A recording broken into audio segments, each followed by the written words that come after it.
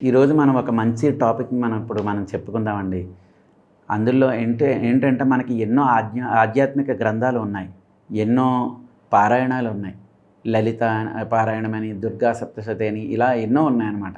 అయితే వాటి అన్నిట్లికన్నా ఎంతో పవర్‌ఫుల్ అయినటువంటి ఒక పారాయణం ఉందండి. అదే విష్ణు సహస్రనామ స్తోత్ర పారాయణం. అయితే విష్ణు సహస్రనామ స్తోత్ర పారాయణ ఫలితము ఎట్లా ఉంటుందంటే మ దాని గురించి ఇక్కడ మనం ఒక చిన్న ఉదాహరణ మనం చెప్పుకుందాము. మన జీవితం అన్నాక ఎన్నో కష్టాలు ఎదురవుతూ ఉంటాయి. మరెన్నో సమస్యలు కూడా మనల్ని పలకరిస్తూ ఉంటాయి. ఆర్థికపరమైన ఇబ్బందులు, అనారోగ్యపరమైనటువంటి కారణాలు, మానసికంగా మనల్ని కృంగదీసేస్తూ ఉంటాయన్నమాట. అయితే జీవితంలో ఇలాంటి పరిస్థితుల్ని అంటే మనకి ఎదురయ్యేటువంటి ఇలాంటి కష్టాలని ఎదుర్కొనడానికి పూర్వ జన్మలో చేసిన పాపాలే కారణం అనేది మనకు పెద్దలు చెప్తూ ఉంటారు.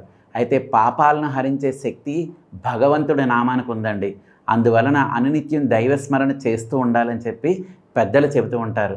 అయితే ఇక కష్ట నష్టాలు ఒకేసారి మీద పడి ఉక్కిరిబిక్కిరి చేస్తున్న సమయంలో ఒక పారాయణం మనకి ధైర్యాన్ని ఇస్తుంది. అదే విష్ణు సహస్రనామ పారాయణం. దానికి మించిన విరుగుడు లేదని చెప్పి పెద్దలు అంటూ ఉంటారు. జీవితంలో రకరకాల సమస్యలతో సతమతం చేస్తున్నప్పుడు అనునిత్యం అత్యంత భక్తి శ్రద్ధలతో విష్ణు సహస్రనామ పారాయణం చేయాలండి. ఈ విధంగా చేయడం వలన కష్టాలు, బాధలు, వ్యాధులు ఇవన్నీ తొలగిపోతాయన్నమాట. సకల శుభాలు కూడా కలుగుతాయి.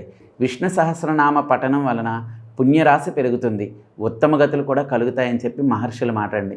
కనీసం రానటువంటి వారు అంటే ఆ స్తోత్రాన్ని పారాయణం చేసే రికార్డు మీరు ముందు పెట్టుకొని కనీసం రోజుకు ఒక్కసారైనా సరే ప్రతి ఒక్కళ్ళు కూడా ఈ విష్ణు సహస్రనామ పారాయణాన్ని చెయ్యాలని నేను మనస్ఫూర్తిగా కోరుకుంటున్నాను. ఈ విష్ణు సహస్రనామ పారాయణం చేయడం వల్ల మీ ఇంట్లో ఉన్నటువంటి బాధలు, దుఃఖాలన్నీ కూడా తొలగిపోతాయండి.